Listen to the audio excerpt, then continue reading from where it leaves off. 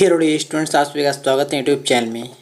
आज की वीडियो में बात कर रहे हैं सीबीएसई प्राइवेट कैंडिडेट के जो छात्र हैं 2026 में एग्ज़ाम देने वाले हैं और उनका कंपार्टमेंट या किसी सब्जेक्ट में लग गया है या फिर इम्प्रूवमेंट देना चाह रहे हैं या फिर फेल हो गए हैं, तो उनका जो फॉर्म है वो कब आएगा और जो एलिजिबिलिटी है वो क्या रहने वाली है और फॉर्म की फ़ीस कितनी रहने वाली है, तो सब कुछ हम आपको इस वीडियो में बताने वाले हैं। अगर आपका कंपार्टमेंट लग गया है या फिर आप इम्प्रूवमेंट देना चाहते हो तो आप आसानी से पास हो सकते हो और अपने नंबर इंक्रीज़ कर सकते हो। क्या उसकी एग्ज़ाम की डेट है, क्या फॉर्म की डेट है, क्या एलिजिबिलिटी है, सब कुछ हम इस वीडियो में बात करने वाले हैं और फॉर्म कब आएंगे उसकी डेट हम आपको बताने वाले हैं।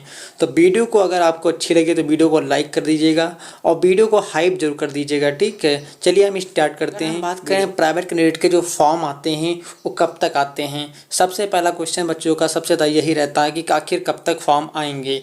तो मैं सबसे पहले आपको कुछ ईयर का डेटा दिखाना चाहूँगा। सबसे पहले 2022 में देखिए आपका फॉर्म आए थे 14 सितंबर को आए थे।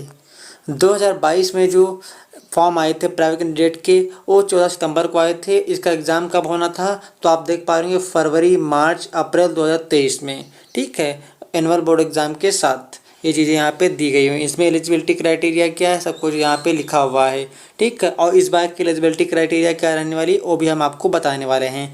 तो 22 में देखिए कि 23 का जो प्राइवेट कैंडिडेट का फॉर्म था वो आया था सितंबर 14 में, ठीक है, 14 सितंबर को आया था जिस दिन हिंदी दिवस था। उसके बाद बात करते हैं हम 23 की। जो 24 में बच्चे एग्ज़ाम देने वाले थे प्राइवेट कैंडिडेट के तौर पे, उनका कब आया था फॉर्म तो उनका देख सकते हो 5 सितंबर को आया था यहाँ पे। तो उनका 5 सितंबर को आया था, यहाँ पे देख पाओगे, by private student for senior secondary class 12th exam 24, ठीक है। तो ये यहाँ पे तब आया था। ये नोटिस आप लोग देख पा रहे हैं। इसमें एलिजिबिलिटी क्राइटेरिया इसमें भी यहाँ पे लिखी हुई है कि एलिजिबिलिटी क्राइटेरिया रहने वाली है, ठीक है। वही हम बात करते हैं 2024 में कब आया है। 2024 में देख पा रहे होंगे आप लोग जो 2025 में बच्चे एग्ज़ाम दिए हैं प्राइवेट कैंडिडेट बन के, उनका फॉर्म कब आया था तो देख पा रहे हो 11 सितंबर को आया था फॉर्म। तो ये एक चीज़ बता दूँ, सबसे पहले 2022 में जो आपका फॉर्म आया था, ठीक है, वो आपका आया था 14 सितंबर को, ठीक है। और 2023 में जो आया था आपका वो आया था 5 सितंबर को, ठीक है। वही 2024 में जो आया था आपका वो आया था आपका 11 सितंबर को। तो कहीं ना कहीं आप मान के चल सकते हैं सेकेंड वीक जो आपका रहने वाला है सितंबर की, उसमें आपका फॉर्म आने वाला है 2025 में। 2025 में जो सेकेंड वीक ऑफ सितंबर रहने वाला है उसी में आपका फॉर्म आएगा। यानी कि आप मान के चलते 7 तारीख से लगा के 7 सितंबर से लगा के आप 14 सितंबर के बीच में आपका फॉर्म रिलीज़ कर दिया जाएगा 100% 2025 वाले बच्चों का। यानी कि 2026 में जो एग्ज़ाम देने वाले हैं बच्चे उनका फॉर्म रिलीज़ कर दिया जाएगा। तो 7 सितंबर से लगा के 14 सितंबर 2025 में आपका फॉर्म 100% रिलीज़ कर दिया जाएगा और फॉर्म फिलिंग स्टार्ट हो जाएगा। अब फॉर्म फिलिंग स्टार्ट हो जाएगा, बहुत बच्चे के मन में डाउट रहता है कि हम किस कैटेगरी में अप्लाई करेंगे और क्या एलिजिबिलिटी क्राइटेरिया इसकी है, वो हम आपको इस वीडियो में बताने वाले हैं। सबसे पहले आपको हम बता देते हैं, देखिए ये आपका एलिजिबिलिटी क्राइटेरिया मैं आपको समझा देता हूँ क्या रहना। देखिए जो बच्चे इसमें कौन कौन बच्चे फॉर्म अप्लाई कर पाएंगे, जो बच्चे इनका एसेंशियल रिपीट लग गया है, जिन बच्चों ने एग्ज़ाम दिया है 2024 और 25 वाले सेशन में, ठीक है, 2024 और 25 वाले सेशन में, ठीक है, उनका एसेंशियल रिपीट लग गया है, वो बच्चे इसमें पार्टिसिपेट कर पाएंगे, वो बच्चे इसमें फॉर्म को फिल कर पाएंगे। दूसरे बच्चे वो हो गए जो बच्चे, ध्यान दीजिएगा, 2024 और 25 में, ध्यान दीजिएगा 24 और 25 में किसी एक सब्जेक्ट में कंपार्टमेंट लग गया है, ठीक है, कंपार्टमेंट लग गया है और आफ्टर द, देखिए यहाँ पे क्या लिखा है, not declare pass after the first chance. यानी कि जो बच्चे पहले चांस में जुलाई में आपको एग्ज़ाम हुआ था, जुलाई 2025 में एग्ज़ाम हुआ था, उसमें आप फर्स्ट कंपार्टमेंट क्लियर नहीं कर पाए थे, तो वो बच्चे भी इसमें अप्लाई कर पाएंगे कंपार्टमेंट की कैटेगरी में, ठीक है, वो बच्चे भी अप्लाई कर पाएंगे। थर्ड बच्चे वो हैं जो बच्चे, ध्यान दीजिएगा, कंपार्टमेंट फर्स्ट चांस था और कंपार्टमेंट क्लियर नहीं कर पाए, वो बच्चे अप्लाई कर पाएंगे सेकंड कंपार्टमेंट के लिए, यानी कि वो सेकंड कंपार्टमेंट के लिए अप्लाई कर पाएंगे। उनका भी एग्ज़ाम फरवरी मार्च अप्रैल में सभी का साथ ही में होने वाला है। और जो चौथे बच्चे यानी कि जो बच्चे फेल हो गए हैं या एसेंशियल रिपीट आ गया है, उनके लिए बहुत चांस रहता है। वो बच्चे देखिए कि आप 2020 से 20 से लगा के अगर आप 2025 तक किसी भी ईयर में आप फेल हुए हो, अभी तक आप एग्ज़ाम नहीं दिए एक बार भी, तो आप इसमें फॉर्म फिल करके आप एग्ज़ाम दे सकते हो।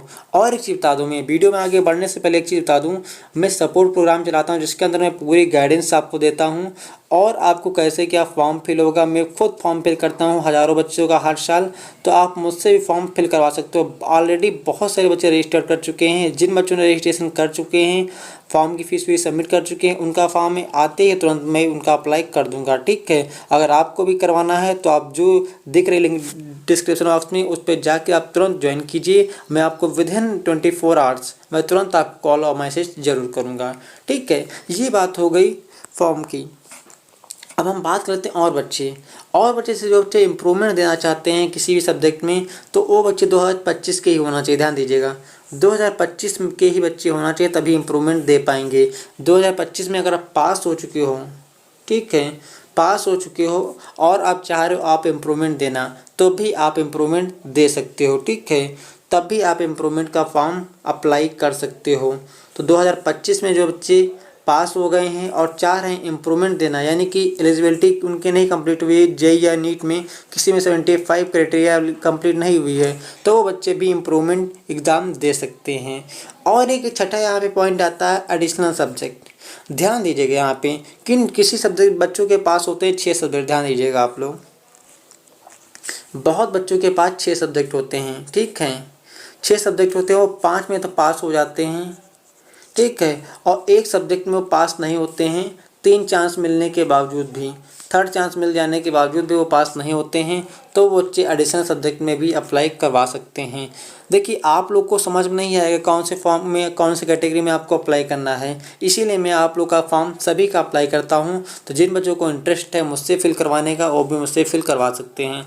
अब दूसरी चीज़ रही, तीसरी चीज़ रही कि आपको देखिए मैंने डेट बता दी फॉर्म की डेट, तो फॉर्म की डेट मैंने बता दिया है, सेकेंड वीक ऑफ सितंबर में आ जाएगा। ठीक है, और जो आपका एलिजिबिलिटी थी वो भी मैंने बता दिया कि एलिजिबिलिटी क्या रहने वाली है। तो एलिजिबिलिटी भी मैंने बता दिया क्या रहने वाली है, वो आपको ऊपर बता दिया सबको क्या क्या एलिजिबिलिटी रहने वाली है। ठीक है, अब तीसरी चीज़ हम बता देते हैं कि आप लोग की फॉर्म की फ़ीस कितनी लगने वाली है।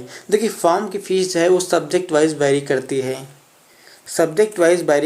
और क्लास वाइज भी वेरी करती है।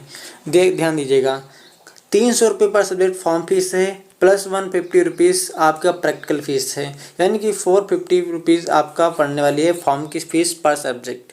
ठीक है, और आपको बता दूं, जो बच्चे फेल हुए हैं उनका कुछ अलग चार्ज रहता है, जो बच्चे इम्प्रूवमेंट दे रहे हैं उनका कुछ अलग चार्ज रहता है, जिनका कंपार्टमेंट है उनका कुछ अलग चार्ज रहता है। ठीक है, तो ये सब चीज़ें हैं। आप अगर मुझसे फॉर्म फिल करवाना है, सीधा आप कनेक्ट कीजिए, जो आप लोग को दिख रहा है सपोर्ट प्रोग्राम, उसमें ज्वाइन कीजिए। आपको मैं फुल सपोर्ट करूंगा पूरा ईयर, आपको कहीं भटकने की आवश्यकता नहीं पड़ेगी। फॉर्म जब भी आएगा तो मैं तुरंत आपको इन्फॉर्म जरूर करूंगा यूट्यूब चैनल पे। तो मिलते हैं किसी और वीडियो में, तब तक के लिए जय हिंद, वंदे मातरम।